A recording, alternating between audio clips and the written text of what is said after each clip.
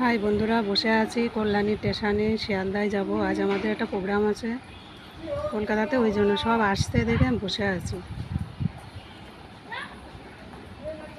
সব অনেক দূরের থেকে সব আসবে। আমি এইখান থেকে ট্রেনে উঠে পড়বো, ওদের সঙ্গে একসঙ্গেই যাব। মানে কোথায় যাচ্ছি? শিয়ালদা মানে কলকাতা নবান্ন অভিযান আজকে।